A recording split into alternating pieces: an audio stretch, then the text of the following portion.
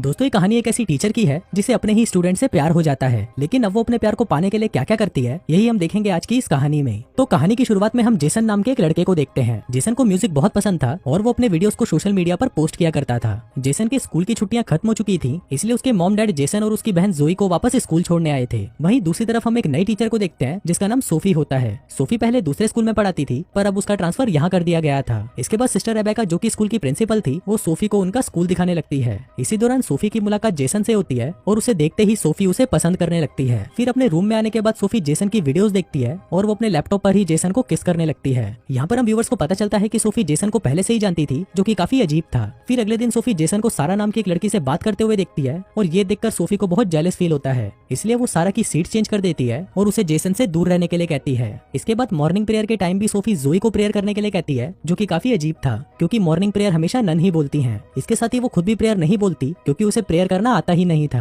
फिर क्लास खत्म होने के बाद सोफी जेसन से पूछती है कि क्या सारा तुम्हारी गर्लफ्रेंड है, जिस पर जेसन कहता है कि नहीं, हम सिर्फ दोस्त हैं। जिसको सुनने के बाद सोफी अंदर ही अंदर बहुत खुश होती है। लेकिन अगले दिन जब वो सारा और जेसन को किस करते हुए देखती है तो वो गुस्से में अपने हाथ में पकड़े क्रॉस को इतना जोर से दबाती है कि उसके हाथ से खून निकलने लगता है। यहाँ पर हम देखते हैं कि सोफी एक साइको है और जेसन को पाने के लिए वो कुछ भी कर सकती है। इसके बाद वो सारा को धमकी देती है कि अगर वो जेसन के नजदीक भी आई तो उसके साथ बहुत बुरा होगा। फिर क्लास खत्म होने के बाद सोफी जेसन से मिलती है और उसे पूछती है कि तुमने मुझसे झूठ क्यों बोला कि सारा तुम्हारी दोस्त है, पर इस सवाल का जेसन के पास कोई जवाब नहीं था। फिर सोफी जेसन को स्कूल के बाद उसके रूम में आने को कहती है और उसे कहती है कि मुझे तुमसे कोई इंपॉर्टेंट बात करनी है। फिर स्कूल के बाद जब जेसन सोफिया से मिलने जाता है तो वो देखता है कि उसके रूम का दरवाजा खुला है और सोफी अंदर अपने कपड़े चेंज कर रही है। दरअसल ये सब सोफी का प्लान था और वो बस जेसन को अपनी तरफ अट्रैक्ट करना चाहती थी। वहाँ पर जेसन भी सोफी को देखकर पूरे मजे लेता है, पर वो उसे मिले बिना ही वहाँ से चला जाता है। यहाँ पर सोफी का प्लान सक्सेसफुल हो गया था और अब जेसन के मन में सिर्फ सोफी के ही ख्याल आ रहे थे, जिस वजह से वो रात को सो तक नहीं पा रहा था। फिर अगले दिन जब जेसन वीकेंड पर अपने घर जा रहा था तो सोफी वहाँ पर जेसन को सारा से बात करते हुए देख लेती है, जिससे उसे जलन होने लगती है। इसके बाद सोफी सिस्टर रेबेका से ये बोलकर छुट्टी मांगती है कि उसकी आंट बीमार है और उसे उनसे मिलने जाना है। फिर रात को सोफी चुपके से जेसन के घर पर जाती है और वो उसे छुपकर देखने लगती है। तभी वहाँ पर जेसन को सारा का कॉल आता है और वो उससे बात करने लगता है। अब ये देखकर सोफी को बहुत बुरा लगता है और वो सोचती है कि अगर उसे जेसन को हासिल करना है तो उसे सारा को रास्ते से हटाना होगा। इसके लिए वो रात को चुपके से सारा के रूम में जाती है और उसकी नोटबुक में गांजा रख देती है। फिर अगली सुबह क्लास में जब सारा अपनी बुक ओपन करती है तो सोफी उसे गांजे के साथ पकड़ लेती है, जिसके बाद स्कूल में ड्रग्स लाने के जुर्म में वो सिस्टर रेबेका को बोलकर सारा को सस्पेंड करवा देती है। इसके अलावा सोफी जेसन के रूम में भी शराब की बोतल छुपा देती है और फिर जब सभी स्टूडेंट्स के रूम चेक होते हैं तो उनको जेसन के रूम में से वो शराब की बोतल मिलती है। अब ये देखकर प्रिंसिपल जेसन को भी सस्पेंड करने ही वाले थे, पर तभी सोफी उन्हें कहती है कि उन्हें जेसन को एक मौका देना चाहिए। अब सोफी की बात मानकर प्रिंसिपल जेसन को सस्पेंड नहीं करते, पर उसे सजा के तौर पर सभी टीचर्स की हेल्प करने का काम देते हैं। यहाँ पर सोफी अपने सभी प्लान्स में सक्सेसफुल होती जा रही थी और वो धीरे धीरे जेसन को अपने काबू में कर रही थी।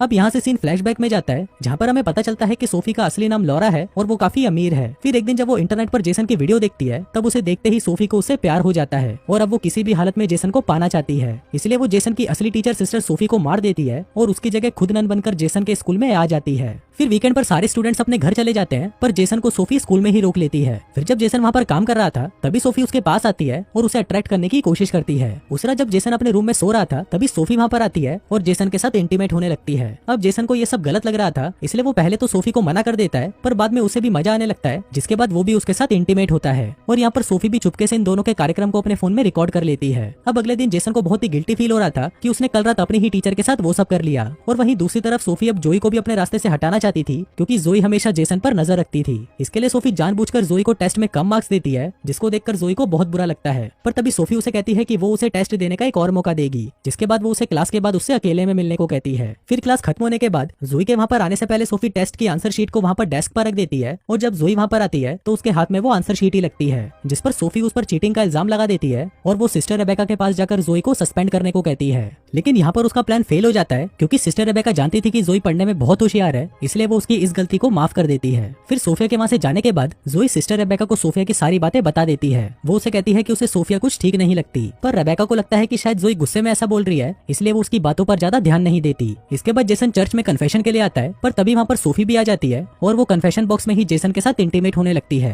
फिर अगले दिन वीकेंड पर उसी स्कूल में दूसरे स्कूल के प्रिंसिपल आते हैं, जिसको देखकर सोफी छुप जाती है, क्योंकि वो प्रिंसिपल असली सोफी को अच्छे से जानते थे। अब सोफी कहीं पकड़ी ना जाए इसलिए वो सिस्टर रेबेका से कहती है कि उसकी आंट बीमार है, इसलिए वो उनसे मिलने जा रही है और ये बोलकर वो वहाँ से भाग जाती है। दूसरी तरफ जेसन को लॉरा का मैसेज आता है और वो उसे आज रात अपनी एक पार्टी में बुलाती है। फिर वहाँ पर जब लॉरा जेसन को किस करने की कोशिश करती है तभी जेसन को सोफी का ख्याल आता है और वो पार्टी छोड़कर वहाँ से बाहर चला जाता है। पर तभी वहाँ पर उसे पुलिस पकड़ लेती है क्योंकि वो छोटी उम्र होने के बाद भी दारू पी रहा था। पर तभी वहाँ पर सोफी आ जाती है और जेसन को पुलिस से छुड़वा लेती है। इसके बाद वो जेसन को एक होटल के कमरे में लेके जाती है और उसके साथ वहाँ पर इंटीमेट होने लगती है। पर तभी जेसन उसे रोक देता है और उसे कहता है कि वो उससे कोई प्यार नहीं करता, बल्कि उसे तो रोज दुख होता है कि उसने उसके साथ वो सब किया। अब ये बोलकर जेसन वहाँ से चला जाता है और ये सुनकर सोफी भी गुस्से में पागल हो जाती है। फिर वीकेंड खत्म होने के बाद जब क्लास वापस स्टार्ट होती है तब लॉरा भी वापस लौट आती है। फिर क्लास के बाद जब लॉरा जेसन से बात कर रही थी तो उसको देखकर सोफी को उससे जलन होने लगती है, जिसके बाद सोफी लॉरा के रूम में जाती है जहाँ पर वो नहा रही थी। फिर वो उस पर हमला करके उसे मार डालती है और वहाँ पर ऐसी सिचुएशन बना देती है जिससे लोगों को ऐसा लगे कि लॉरा बाथरूम में फिसल गई और उसका सिर दीवार से टकराने से उसकी मौत हो गई।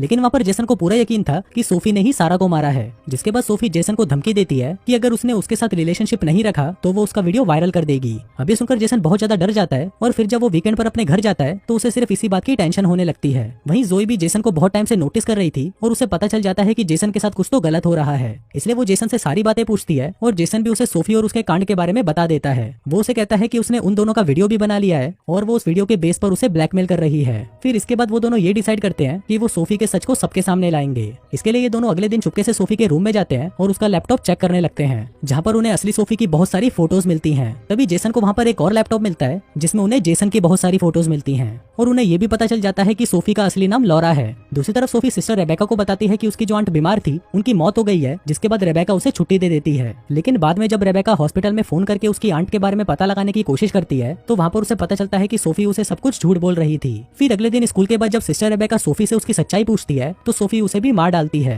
दूसरी तरफ जोई और जेसन सोफी की सच्चाई बताने रेबेका के पास जाते हैं, पर रेबेका उन्हें वहाँ पर नहीं मिलती, इसलिए वो उसे ढूंढते हुए चर्च में पहुंच जाते हैं। तभी वहाँ पर सोफी भी आ जाती है और तभी जोई उसे कहती है कि हमें तुम्हारी सच्चाई के बारे में पता चल चुका है और हम सब कुछ पुलिस को बताने जा रहे हैं। फिर जैसे ही वो वहाँ से जाने लगती है तभी सोफी जोई पर हमला कर देती है। फिर वो उसे मारने ही वाली थी कि तभी वहाँ पर सिस्टर रेबेका आ जाती है और सोफी उसे छोड़कर पहले रेबेका को मार देती है। इसके बाद वो जैसे ही उन दोनों को मारने उनके पास जाती है तभी जेसन एक स्क्रू ड्राइवर से उस पर हमला कर देता है और उसे मार देता है। और दोस्तों इसी के साथ ही ये कहानी यहीं खत्म हो जाती है।